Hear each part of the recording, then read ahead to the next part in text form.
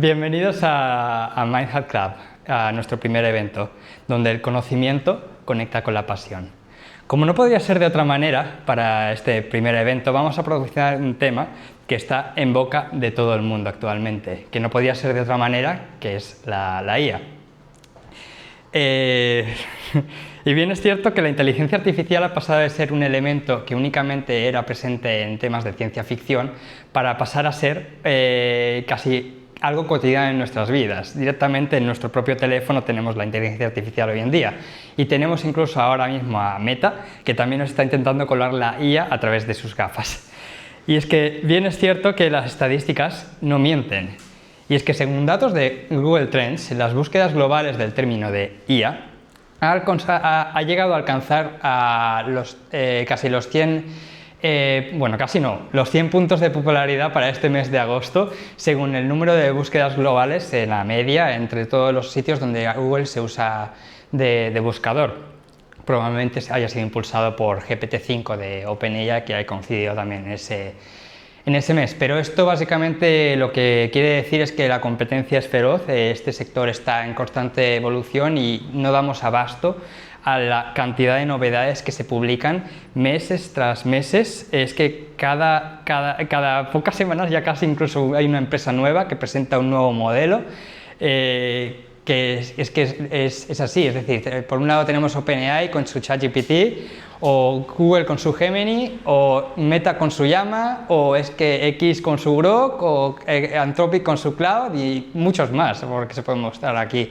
La verdad es que básicamente es que todo el mundo quiere una parte de este pastel, no se resisten. Cada empresa intenta aportar un punto de especialidad, alguna ventaja en concreto para poder diferenciarse y hacerse una parte de este mercado, básicamente.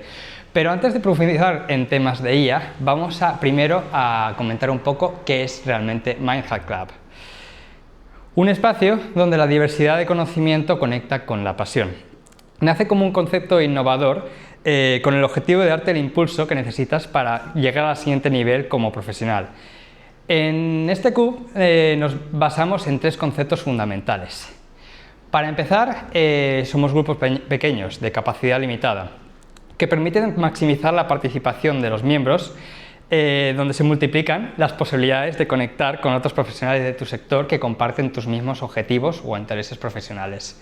Por otro lado, tenemos el conocimiento compartido, donde todos los miembros nos vamos turnando dentro del club para tener la oportunidad de participar de forma activa.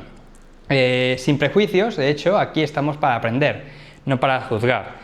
Aquí nadie sabe más que nadie, pues de hecho aquí en Mindhub no tenemos profesores, todos aprendemos de los unos con los otros. Por último tenemos el Mindhub Framework, que es el pilar del éxito detrás de cada club. Proporcionamos unas reglas de juego y una gestión efectiva del tiempo que facilita básicamente la posibilidad de que cada evento se ejecute de una forma productiva y al mismo tiempo de forma amena. El objetivo detrás de todo esto es básicamente conseguir un club que sea autosuficiente, que no dependa de la figura del organizador, donde cada miembro asume una responsabilidad o un rol que se va rotando evento tras evento para crear esa dinámica de juego, ¿no? Entonces, Mindhub Club, un paso más cerca de ti. Con nuestro primer evento inaugurado en Mallorca, el mes que viene llevamos esta misma experiencia al corazón tecnológico más puntero de Alemania, en Múnich. En definitiva, básicamente Mindhub Club crea comunidad allá donde va. Ofrece la perfecta excusa para salir de la rutina, conocer nuevas personas, llevar adelante tus propósitos profesionales y, ya que estamos, pues aprender algo nuevo cada semana, ¿no? Y es que el club de IA es solo el principio. Aplicando el Mindhub Framework, las posibilidades son enormes. Desde ingeniería, marketing, diseño o startups, el alcance solamente depende de la propia comunidad. Las iniciativas nacen de la propia comunidad. Precisamente por ello estamos preparando una formación para que puedas conocer de primera mano en qué consiste este MindHub Framework y puedas aplicarlo a tu especialidad allá donde residas. Así de esta manera contribuirías a poder crear una comunidad activa de tu especialidad, pues eso, sea donde te encuentres. Entonces, si estás interesado, escríbenos en academy@mindhub.club para poder inscribirte en la lista de espera y así te avisaremos en cuanto tengamos una formación ya suficientemente preparada para poder formarte, ¿no? Entonces, retomando el camino de la IA, vamos a cambiar el turno de palabra para que ahora seas tú quien tengas la posibilidad de poder participar activamente. Y eso básicamente consistiría en simplemente hacer una breve presentación de quiénes son, bueno, quién eres y demás, y asimismo para responder una pregunta que se va a mostrar en pantalla. Todas las preguntas son diferentes, así que no hace falta que os memoricéis la pregunta para dar la respuesta. You can do it in English if you want in this intervention. Empiezo yo para que sirva de referencia. Entonces, mi pregunta es, ¿de qué manera la IA ha transformado tu forma de trabajar o estudiar en los últimos años? Empezamos por una breve presentación de quién soy yo. Yo me llamo Sergio, eso me hacen llamar. Llevo ya 10 años trabajando en este sector que se llama de la tecnología, donde empecé básicamente de la nada, a través de este chico que está aquí en medio que no se le ve, que me dijo, ¿por qué no te metes en el tema de los ordenadores ya que se te dan bien, ¿no? Y desde ese momento pues ahí he ido tirando en base a los proyectos que me han llegado de los clientes, siempre en base a la prueba y el error, mejorando y aprendiendo cosas nuevas según se me vayan necesitando, ¿no? Y de hecho, en base a esto es que puedo conectar con esta pregunta, de qué manera ha transformado la IA esta forma de trabajar o estudiar o aprender en los últimos años. Y es que realmente ha habido un cambio radical porque mi estrategia siempre se basa un poco en la prueba y el error, ¿no? Entonces, antes estaba en esa situación en la que probaba, me equivocaba, pero siempre faltaba alguna respuesta, siempre faltaba algún mentor o algo que estuviera ahí presente que me ayudara a desbloquearme en ciertas situaciones y llegaba a veces ocasiones en las que ya no daba abasto, ya no encontraba ni siquiera la pregunta a través de internet, ¿no? Entonces había mucha fricción en ese aprendizaje para resolver los problemas que me iba presentando. Pero ahora con la IA, pues literalmente esa forma ha cambiado radicalmente. Ahora ya es que literalmente la IA es un aliado mío a la hora de trabajar. Ya no tengo ninguna dificultad, no dificultad, ya no tengo ninguna complejidad a la hora del proyecto que me tenga que enfrentar, porque literalmente ya con la IA ya me siento que soy capaz de todo, básicamente. Entonces, de esta manera creo que ha transformado mi forma de trabajar, que ahora ya literalmente ya las posibilidades ya son enormes, ya no me cierro a ningún tipo de experiencia, ya me atrevo a todo, ¿no? Entonces, esto por mi parte, espero que haya seguido el ejemplo y vamos con el siguiente turno. ¿Cómo crees que la IA puede ayudar a resolver problemas globales como el cambio climático o la pobreza? And this question goes for you, Animesh. How do you believe that AI can help solve global problems like climate change or pobreza? Poverty. And for this, I will need you.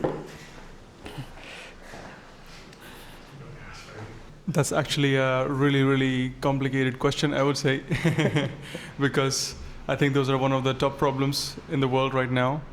And I do believe that AI can help with these problems, but I personally don't have any specific suggestions on this matter. But I would really like to know things like that, of course, like with a club like MindHub, for example. Yeah, definitely. Can you briefly introduce yourself first? Hi, my name is Animesh. I'm a friend from Sergio, and I'm happy to be here and see what MindHub is. All right, perfect. Thank you. So next question. ¿En qué aspectos de tu vida personal te gustaría que la IA te apoyara más en el futuro? Gender. Primero introdúcete y después responde. Me llamo Kuljinder. Acércate un poquito más. Me llamo Kuljinder. He estado trabajando también casi 10 años, casi 10 años como programador y nada, y somos amigos de Sergio. Y respecto al tema de pregunta que has hecho, ¿en qué aspecto de vida personal?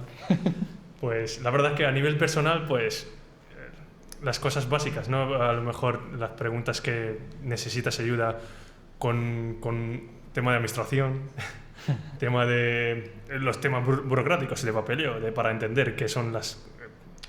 Porque el castellano que hablamos y lo que está escrito, al menos para inmigrantes, es diferente en ese sentido. Y nos ayuda, pues, eso, a entender los conceptos a nivel de administración, ya digo, y después... ¿qué más? Sí, al menos en mi caso es esto, de momento. La burocracia. Sí, la burocracia. Y tener un plan también. También te puede hacer... te facilita planificar las cosas. Si tienes un plan de, yo qué sé, de quieres ir de viaje, pues listar todas las cosas que puedes hacer y después buscar informaciones respecto a tus... Sí, a tus goles, lo que te propongas también a nivel personal, ¿no? Sí, vale. Más o menos por ahora es esto. Está bien, es una buena respuesta. Ok, siguiente pregunta. ¿Qué impacto consideras que tendrá la IA en el empleo y las profesiones tradicionales? Yes, you. Vale, pues nada, soy Kevin, pareja del exponente Sergio. Y bueno, contestando a esta pregunta, bueno, yo creo, estando en el sector del diseño que estoy actualmente, yo creo que lo mejora. Es verdad que parece que fuera realmente atrás, es decir, que lo va a quitar, como siempre se ha dicho, pero yo creo que es un apoyo, ya que ahora como que nos especializamos, ya no perdemos también tiempo buscando en la web una solución, que a lo mejor hay miles, sino ya son más específicas. Entonces yo creo que eso en torno nos ayudará. Pero es verdad que en profesiones tradicionales, bueno, depende cómo se mire. Es verdad que a lo mejor en Mercadona parece que no, en cajero, que no va a cambiar, pero a lo mejor las actividades de yo qué sé, de sugerirle al cliente a lo mejor un tipo de producto de promoción, a lo mejor puede ayudar la IA en ese sentido, ya que la persona a lo mejor puede estar asesorada por la IA, ¿no? ¿Quién sabe? Bueno, nunca se sabe. Todo se verá. Ok. Pues siguiente pregunta tenemos aquí, ¿cómo debería regularse el uso de la IA para equilibrar innovación y seguridad? Te tocó. Buenas, bueno, muchas gracias por todo el evento, creo que está súper guay. Y pues yo soy Jean-Michel, soy también en parte amigo de Sergio y pues amigo de todo el mundo. Pero la cuestión es, yo me he dedicado mucho tiempo a, bueno, unos cuantos años al tema de la informática, también a temas de ventas, me he dedicado a distintos sectores, también he trabajado en gastronomía en distintos sitios. Y la verdad es que en tema de regulación, yo creo que lo más importante a nivel de regulación es regulación a nivel gubernamental. Es decir, es muy importante innovar. Yo personalmente no creo que el cambio del tema de la IA sea lo que vaya a poderse parar en cierto sentido. En plan, no creo que se pueda retrasar el avance. Creo que va a seguir acelerando y va a seguir siendo cada vez más rápido. Y creo que la clave sería más bien tomar medidas políticas a nivel de población, en plan a nivel de cómo conseguimos que se mantenga los empleos o la seguridad de las personas desde una perspectiva de legislación, que lo ideal sería que se hiciesen a nivel global, porque si no habría el problema que tienes el dilema del prisionero, que unas partes del mundo estarían avanzando muy rápido, mientras que las otras lo regularían y se quedarían atrás, y al final por un tema competitivo no serviría de nada. Entonces la cuestión es que se debería de llegar a algún tipo de consenso global sobre qué reglas tener en torno al desarrollo de la IA. Pero bueno, en plan, es más o menos lo que yo pienso al respecto. Sí, ¿no? Pero no deja de ser una opinión. En plan, todo siempre es una opinión. Es tu opinión, tienes libertad para poder decir. Así que genial, vale. Bueno, pues son las 7:14. Creo que vamos un poco bien de tiempos, sobre todo porque nuestra asistencia a este evento está cumpliendo con los conceptos de Manhattan a la perfección, con grupos pequeños. Así que tengo aquí creo que 4 preguntitas más preparadas, así que vamos a hacer de nuevo otra vuelta. Y a ver qué me toca a mí. ¿Qué diferencia sientes entre interactuar con una persona y un sistema impulsado por ella? Vaya pregunta que me ha tocado.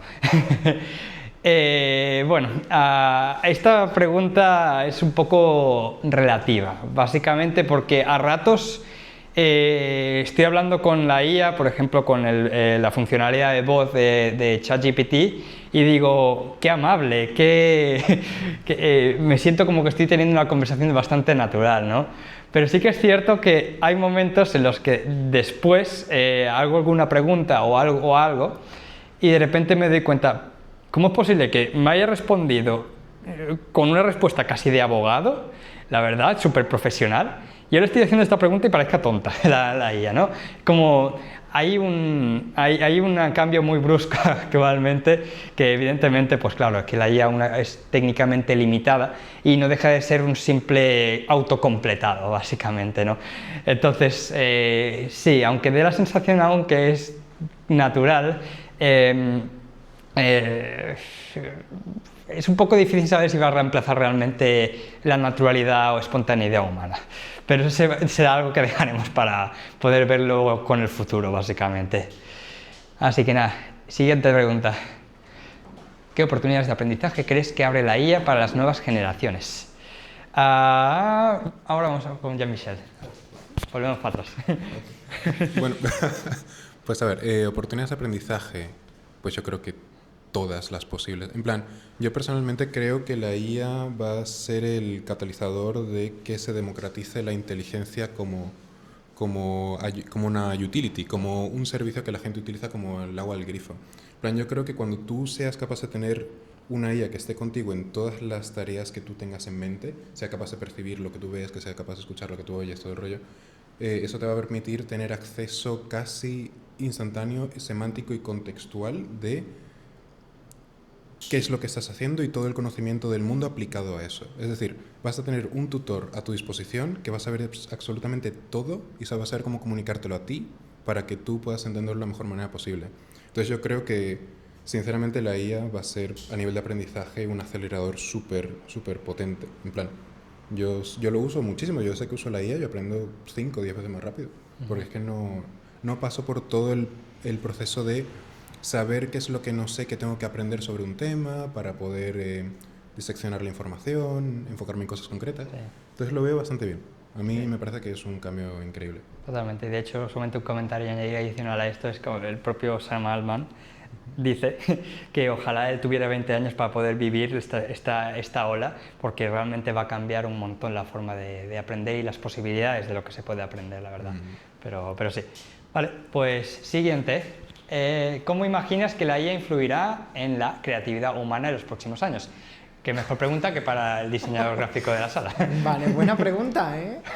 Pues a ver, yo creo que finalmente lo complementará. Es decir, nunca lo va a eliminar como la gente suele pensar, que dices, bueno, ya la IA ya me lo hace y desaparece. Mentira, porque hemos visto los típicos anuncios con muchas manos. Entonces, no lo eliminará, pero yo creo que sí que nos ayudará. Es decir, el proceso creativo de tener que hacer briefings y todo esto a lo mejor es un paso que lo daremos más rápido. Entonces realmente podemos llegar a resultados más rápidos porque podemos hacer esos bocetos de forma más corta. Entonces llegaremos a un objetivo a lo mejor un poco más rápido. Pero yo creo que finalmente la creatividad es algo humano, nunca lo va a superar una máquina. Ok. Entonces, siguiente pregunta. ¿Qué preocupaciones éticas o sociales te genera el uso masivo de la IA en la vida cotidiana? A ver, déjame también pensar esta pregunta. Vale. You choose. ¿De dónde sacas las preguntas? Pues de dónde lo voy a sacar, de la IA. Venga, te toca. Preocupaciones éticas o sociales. Pues puede llegar, a ver, como son modelos,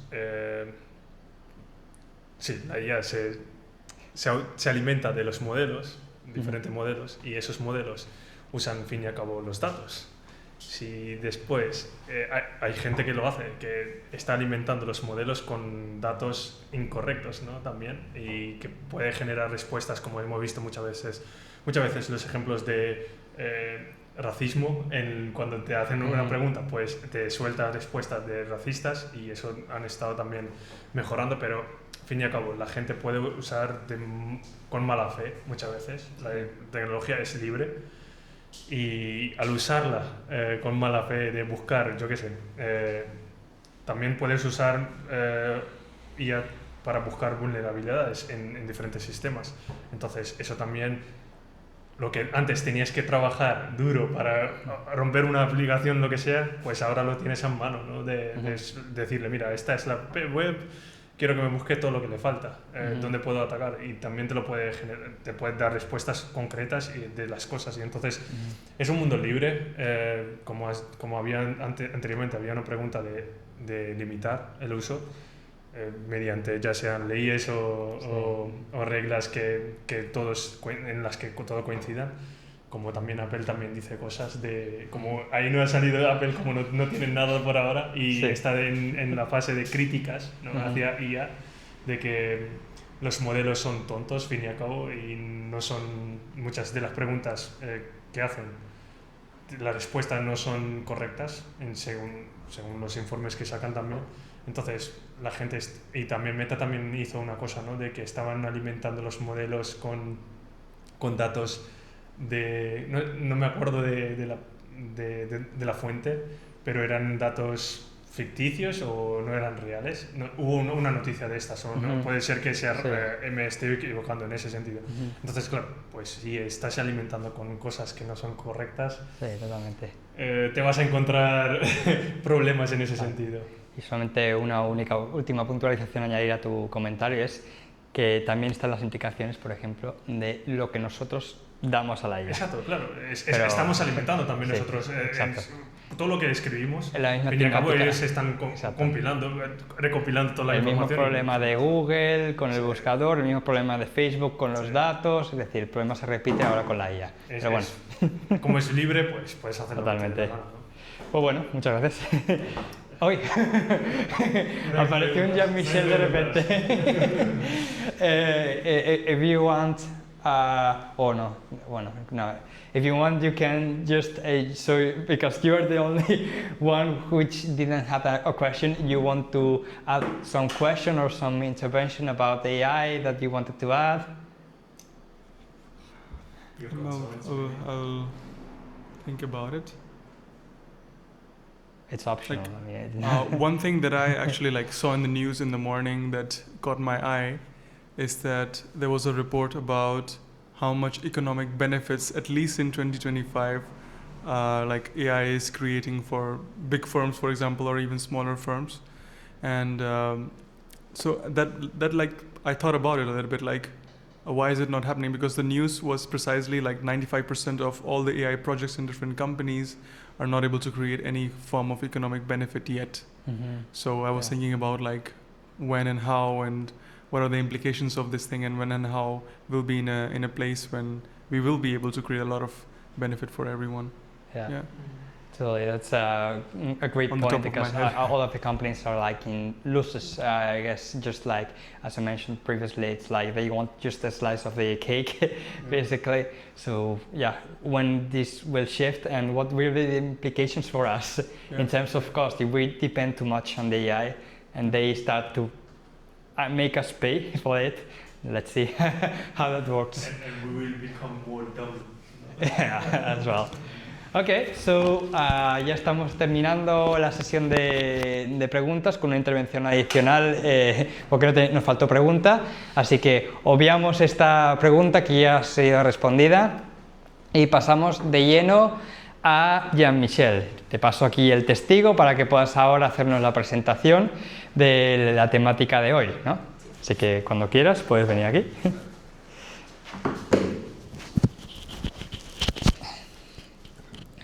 Como quieras. Tiene mi esto. Tengo buena foto. Para pasar las diapositivas es clic. Simplemente plan, tienes que desligar a la slide. izquierda. Vale. Bueno, pues encantado, muchas gracias por vuestro tiempo, en plan, mucha alegría, en plan, muy guay, muy guay. tiene buena pinta el tema. Pues la cuestión es, bueno, soy Jean-Michel, ahora soy co-founder de Mementa.iq, que estamos trabajando en un proyecto de cómo generar un asistente personal a través de la IA que sea capaz de, en cierto modo, servirte como una especie de notas, pero que al mismo tiempo te pueda recomendar de forma orgánica, en base a lo que escucha y a lo que ve, qué deberías de decir y qué deberías de tener en cuenta, te hace recordatorios, te permite más o menos como fusionar un poco lo que sería la IA con el contexto en el que vives y evitas un poco todo ese proceso de usar una interfaz ajena al proceso humano común. Entonces, empiezo con la presentación. La presentación trata sobre MemoS. MemoS es un sistema que puede servir para gestionarnos la memoria de los LLMs. No sé cuántos de vosotros tendréis algún tipo de familiaridad con los LLMs, en plan, ¿cómo los utilizáis? ¿Utilizáis APIs? ¿Qué me podéis comentar al respecto?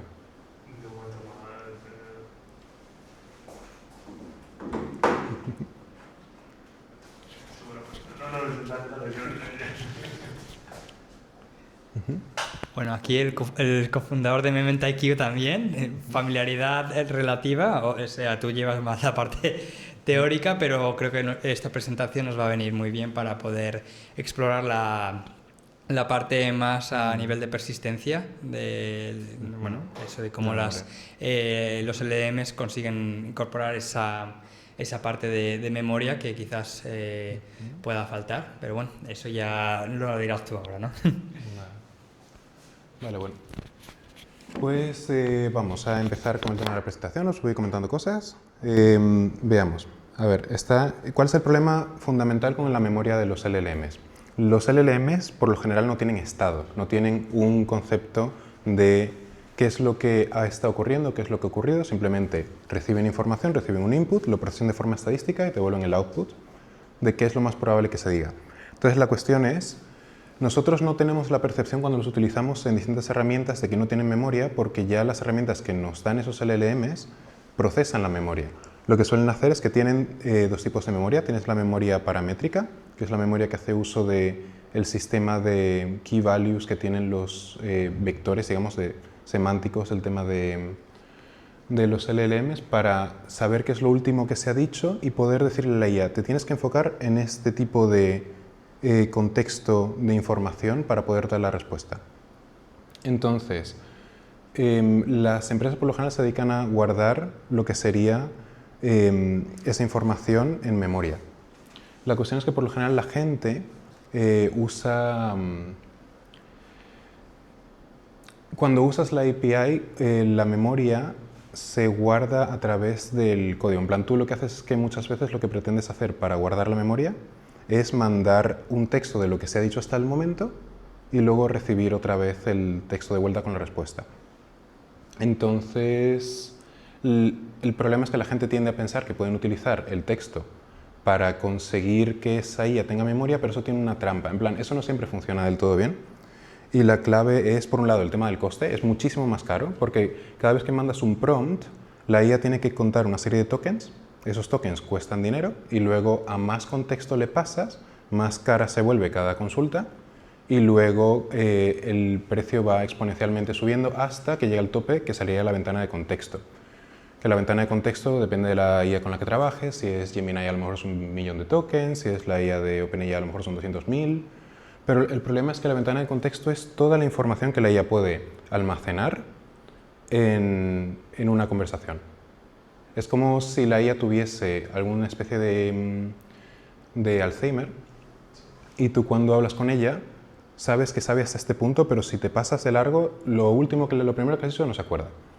Entonces, por un lado tienes el problema del costo y luego tienes el problema de la latencia y el problema del context rot. En plan, la cuestión es, la latencia es, a mayor sea la cantidad de tokens que tú le pasas a la IA, más tiempo se lleva la consulta, por lo tanto la respuesta también lleva más tiempo, la experiencia del usuario empeora, y luego tienes el otro problema que es el context rot, que es de lo que estamos hablando del Alzheimer.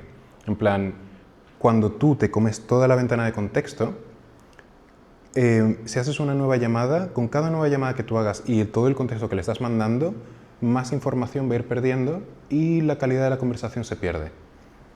Entonces, esto de utilizar un texto plano y metérselo como pre-prompt al prompt que tú estás utilizando en un sistema no es la mejor solución, y es una cosa que utilizan muchísimas empresas. En plan, hay una barbaridad de empresas que cogen y te dicen, nuestro producto es una IA que hace tal, y lo único que tiene es un prompt conectado a un sistema, y lo que le hacen es que le meten ese prompt con el contexto y repiten, y realmente cuando tú la usas tú te das cuenta, vale, esto no tiene tanta calidad, ¿por qué es tan malo? ¿Por qué no me siento como que hay una persona detrás o hay algo detrás? Y suele ser porque pierde ese contexto muchas veces. También esto se acentúa más en empresas porque muchas veces utilizas modelos mini, modelos más baratos que tienen ventanas de contexto más pequeñas.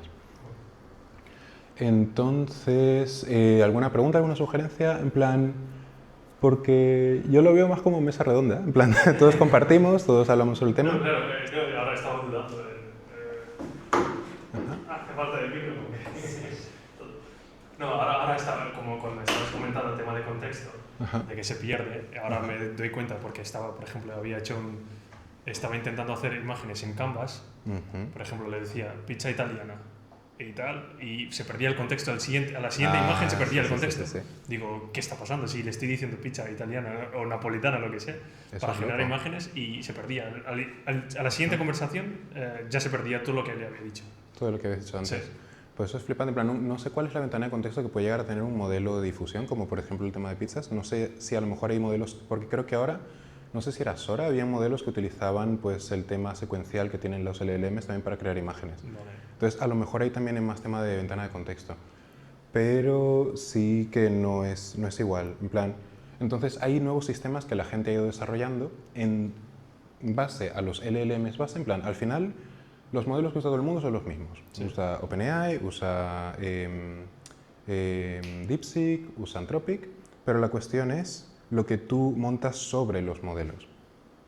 Entonces, si nos importa, hago una pequeña también introducción del tema en inglés también para poder dar contexto a otros miembros del grupo. Y bueno, la cuestión es, the thing that I was talking about is that in AI, usually you have something called the context window. So usually what happens is that people tend to use the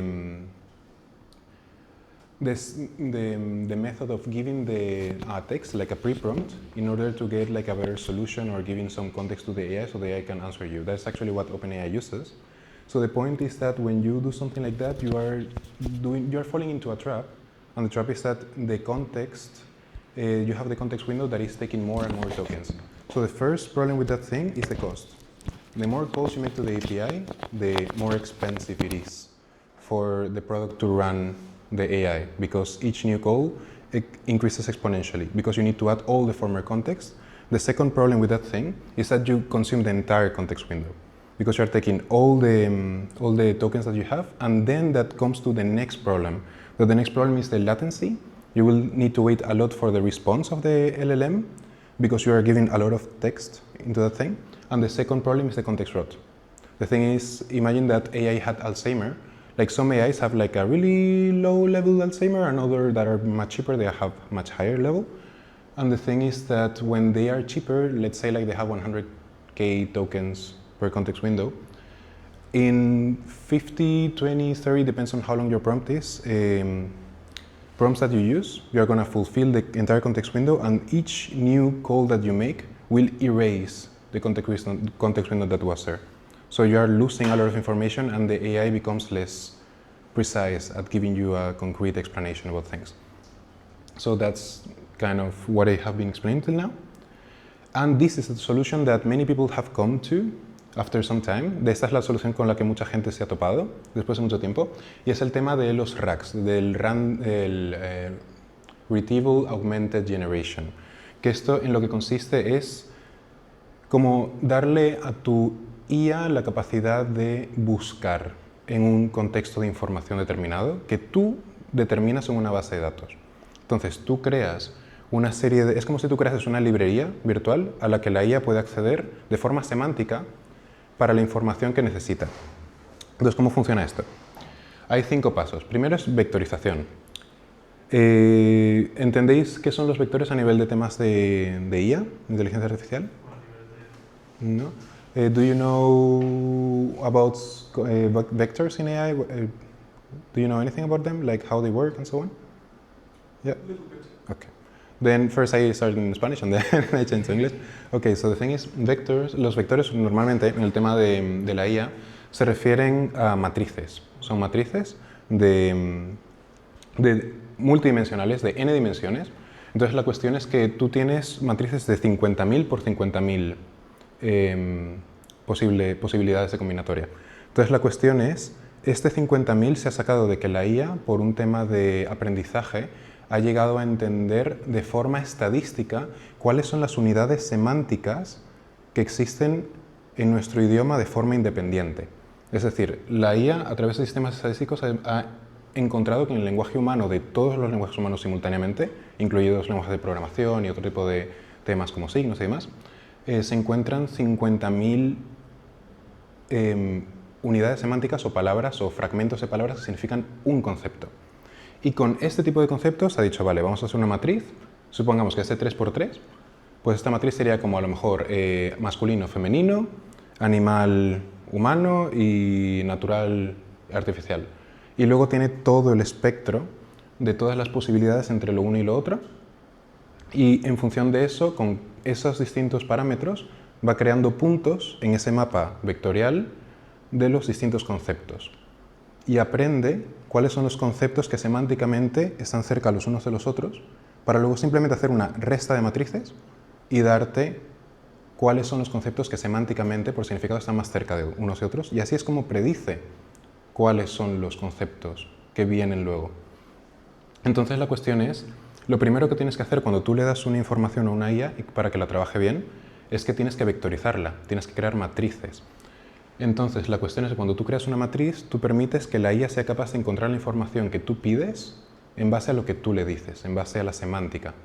Es como si yo ahora te digo manzana y a tu mente instantáneamente viene la imagen de manzana. ¿Por qué? ¿Qué te he transmitido yo? Yo no te he dado a ti nada. En plan, yo he dicho un término y tú semánticamente lo has linkado con un recuerdo que tú ya tenías. Entonces, la cuestión es, eso es lo que es la búsqueda semántica. La búsqueda semántica es buscar en una base de datos de todos los recuerdos que tú tienes o toda la información que tú le des a la IA, semánticamente por lo que te escribe el usuario, cuál es la respuesta más cercana a lo que el usuario quiere saber.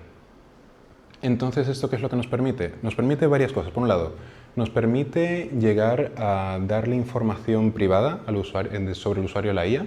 Y si esa IA, por ejemplo, está guardada en una base de datos, en un servidor local, en un servidor privado, pues tú puedes conseguir que una empresa que no tiene acceso a una IA porque no puede, por temas de privacidad, darle información, sea capaz de utilizar una IA que sepa todo de esa empresa y que al mismo tiempo sea segura.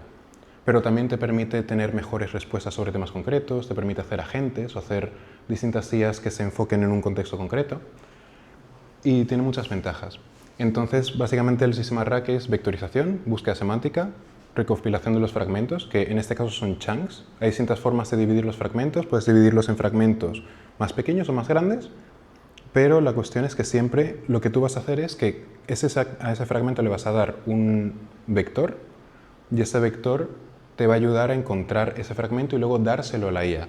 Entonces, vectorizas toda la información que tú le das, se busca semánticamente. Cuando se busca semánticamente, esa información se le pasa al LLM que tú estés usando como contexto y luego eso es lo que te da el prompt. Eso es muy semejante a lo que ocurre cuando tú le das todo el texto de primeras, con la diferencia de que tú le das únicamente un cacho pequeño de exactamente lo que necesitas y es muchísimo más preciso y mejor a nivel de que te dé la información correcta que darle todo el contexto, porque ahorra en costos, ahorra en tiempo de cómputo y ahorra o de latencia y también mejora mucho la calidad de respuesta.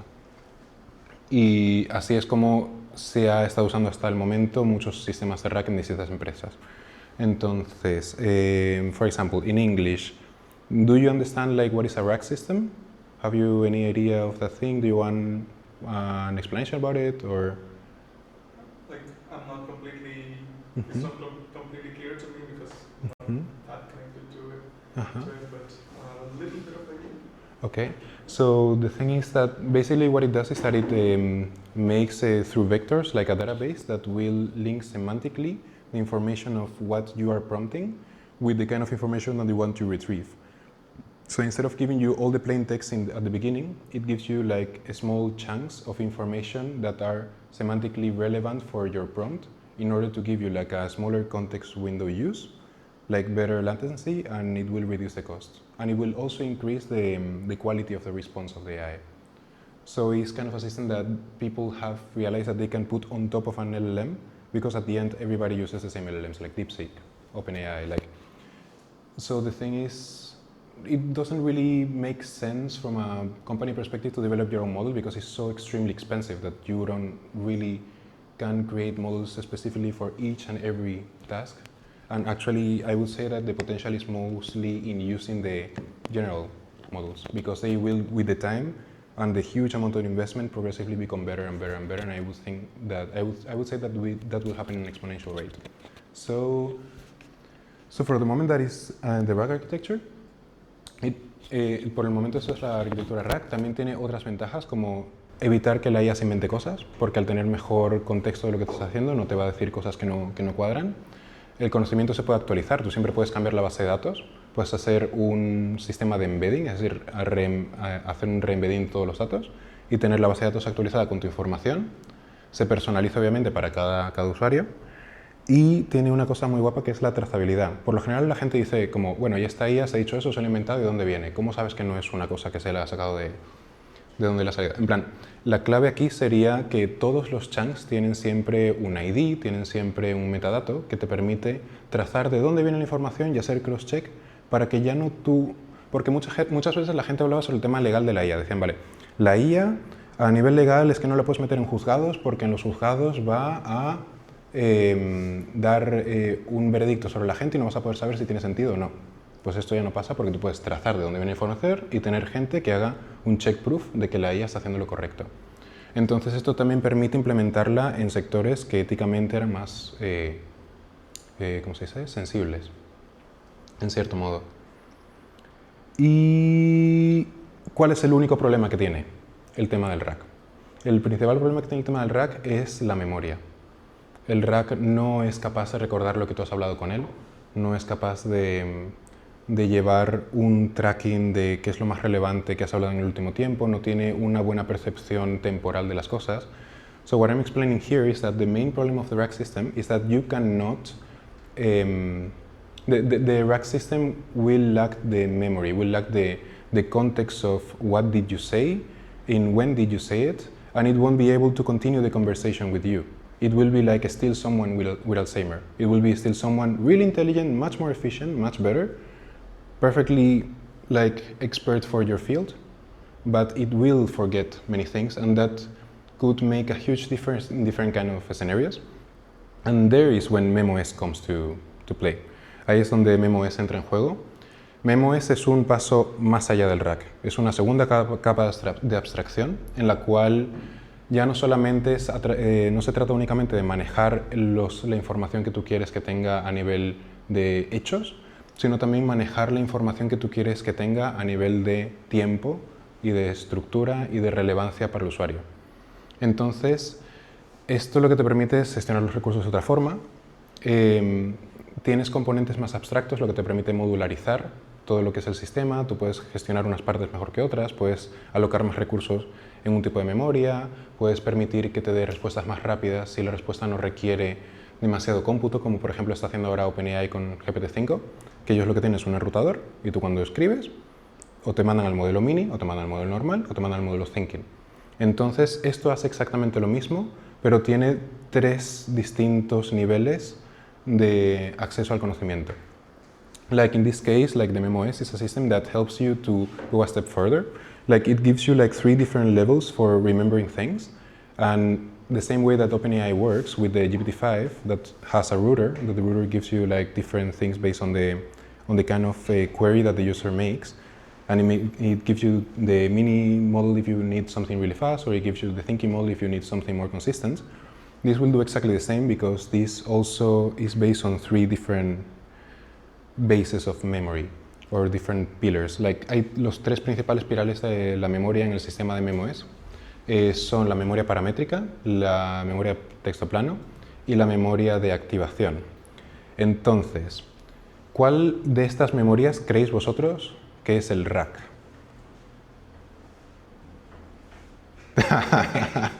Pregunta a matar, lo siento.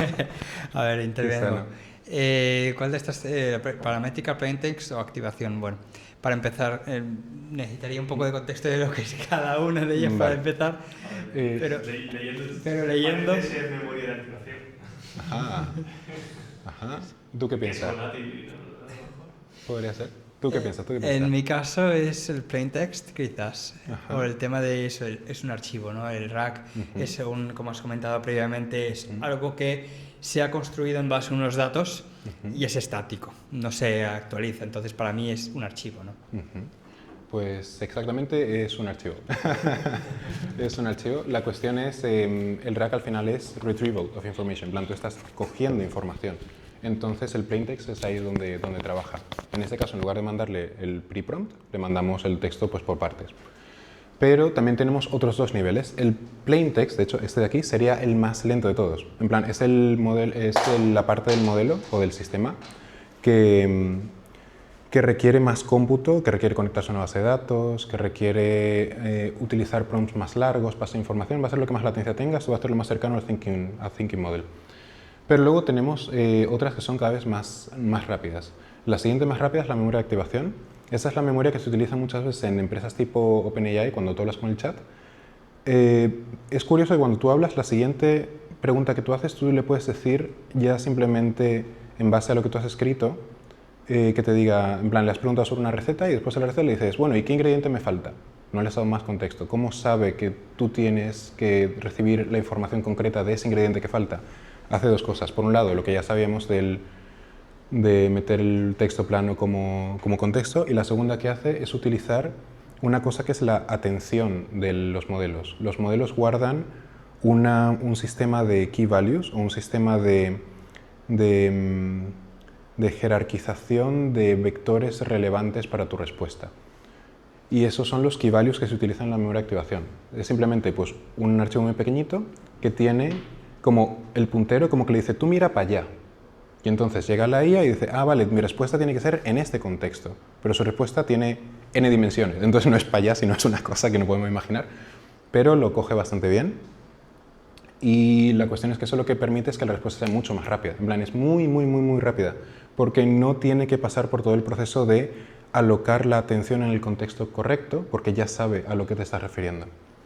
Y esto lo que le da es ese conocimiento contextual que te permite dar respuestas más rápidas. Y luego tenemos la versión más rápida de la memoria, que esto ya sería un paso que muchas empresas querrían hacer, pero otras realmente no necesitarían, que es la memoria paramétrica. Esto es cuando tú entrenas los modelos. Los modelos se pueden entrenar de distintas maneras y una de ellas es a través de prueba-error, en plan, creo que era reinforcement learning. Es como que tú le dices al modelo, vale, yo te estoy dando esta información y yo quiero que tú me des esta respuesta. Entonces, en base a todas las respuestas que quieres conseguir, tú haces un modelo LoRa o utilizas un fine-tuning para que el modelo te dé una respuesta más cercana al outcome que tú quieres recibir. Eso es precisamente la memoria paramétrica. En este caso, no hay mediación de ningún tipo, porque tú cuando haces el fine-tuning, tú ya sabes que la IA va a tender a responderte de la forma que tú estás buscando. Entonces, la memoria más rápida sería esta y sería como la primera capa. Entonces, hay distintos procesos en el sistema, tiene distintas partes, pero lo lógico sería que pase primero por memoria paramétrica, luego por memoria de activación y por último llegue a la plaintext.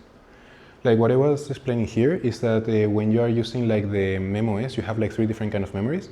You have the bottom layer of memory, or the most slow thinking one, that is the plaintext memory. That is the one that is based on the rack system. Because what you are doing is that you are merging information from a database, you are retrieving information, and you are giving that information to the LLM. That has the most latency, the more processing between, and that will be slower, but the most accurate version. Then you have the second one, that is the activation memory, that is the parametric one, memory activation one, that is based on the key values. It's based on like the vectors or the functionality that models have of remembering what is the context of what you are talking about. Like they will say like, okay, this is the context of this conversation because Apple doesn't mean the same in programming as in, I don't know, supermarket. But how do you know that when I say Apple, I'm talking about A or B? Because you have a context in your mind. So this is the context, and this context helps you to give like the right answer much faster, because you don't need to recalculate or rethink about what is the context we're talking about, checking all the conversation. You already know where your focus is. And that thing is also present in MemoS, and it makes it much faster. And then you have the fastest one, that is the LoRa fine-tuning of the modes.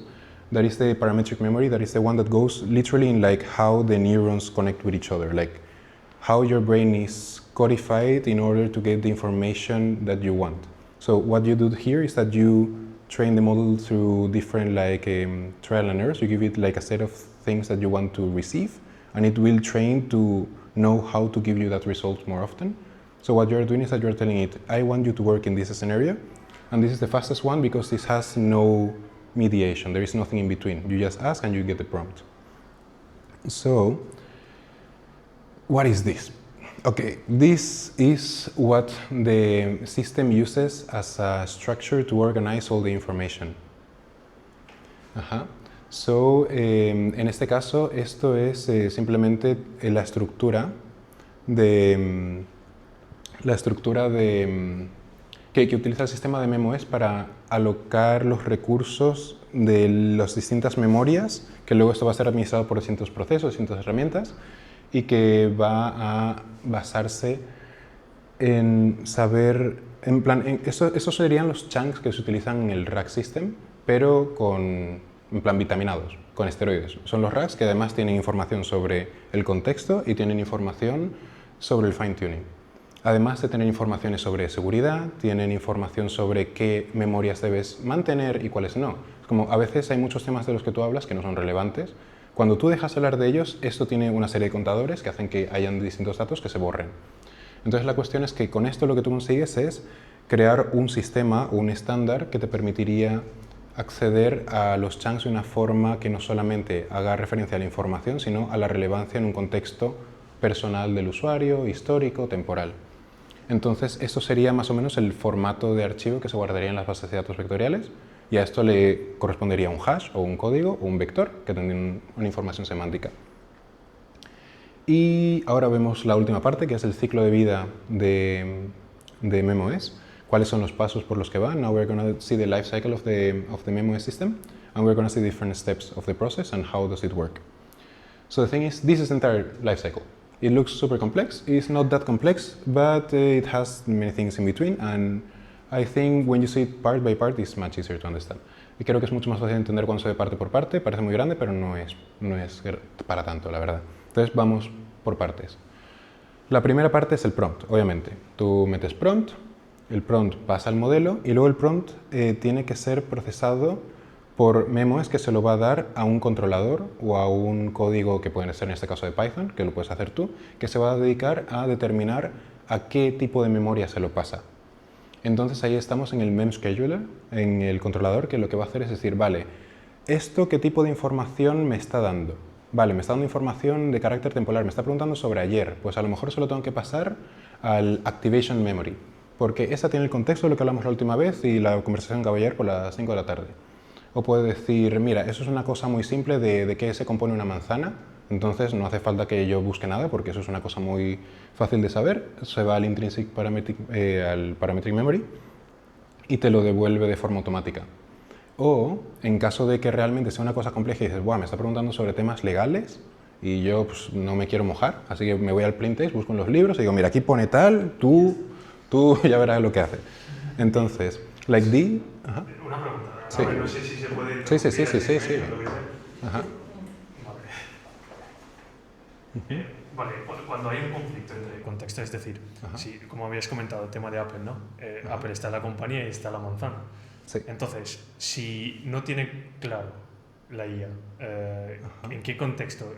Por ejemplo, ayer he hablado con IA de ambas partes, de ambas cosas, de Apple de iPhone y Apple de manzana para comer. ¿Cómo sabría después, el día siguiente, le hago las preguntas, cómo sabría si hay un conflicto, es decir, qué contexto tengo que ir? ¿Cómo resolvería ese?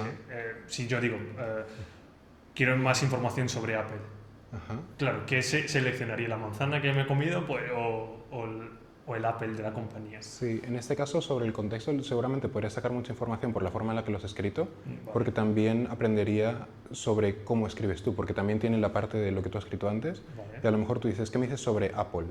Entonces ya por ya el idioma ya hace ver como que no es la manzana, sino que es lo otro, por ahí va un lado.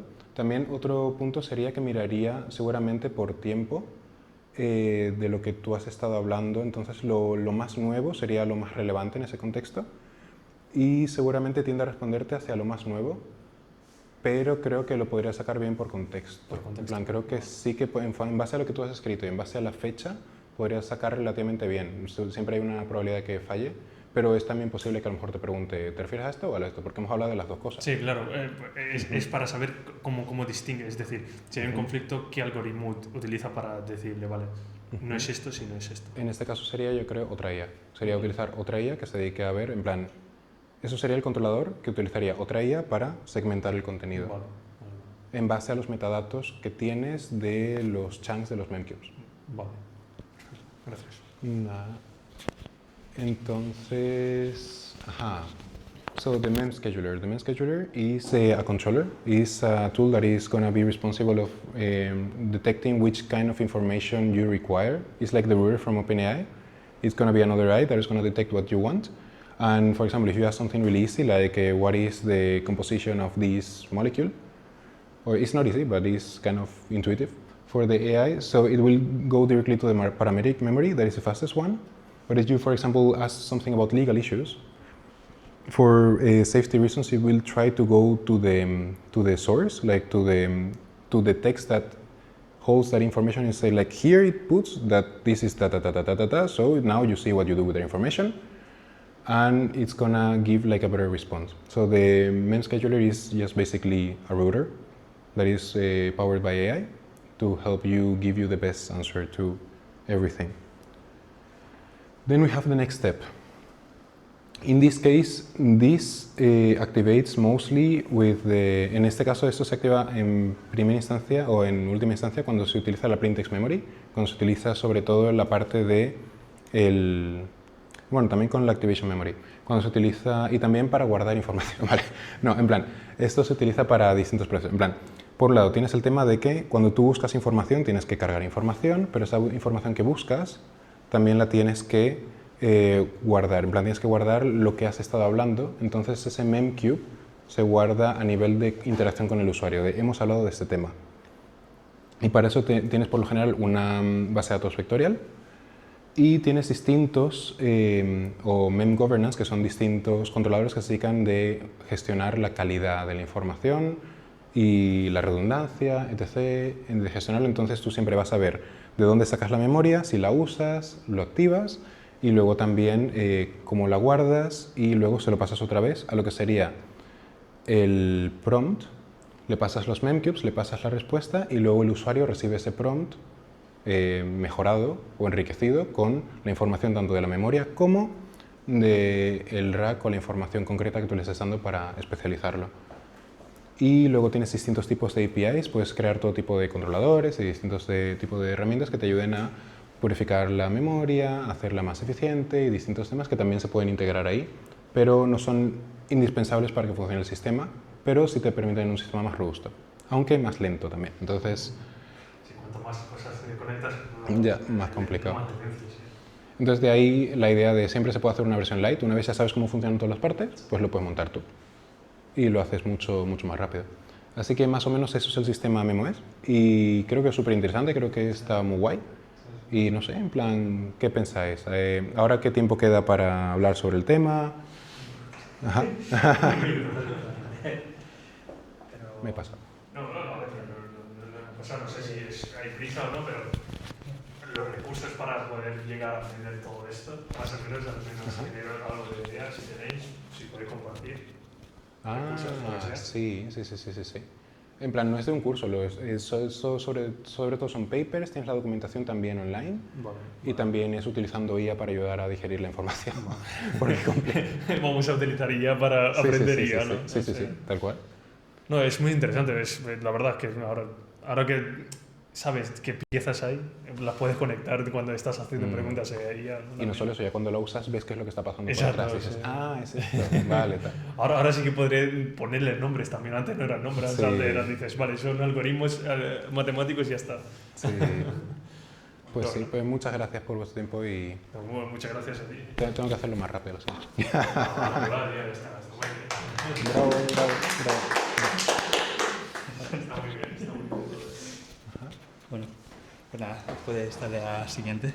Siguiente. Hasta aquí nuestro primer evento. Hemos sido un poco justos de tiempo, así que lamento no haber podido tener una sesión de preguntas un poquito más elaborada. Pero bueno, esta es la dinámica detrás de Mindhub, es decir, esto es un evento que se realizará de forma semanal, para,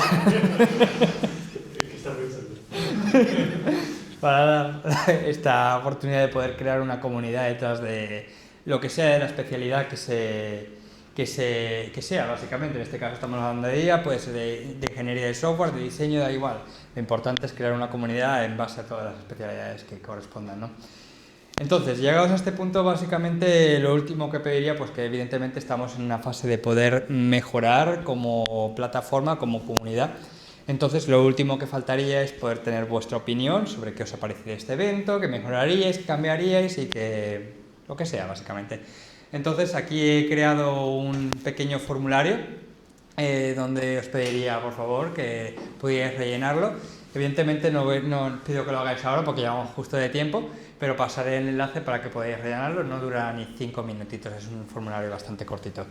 Pero bueno, y hasta aquí nuestro primer evento. Pues nada.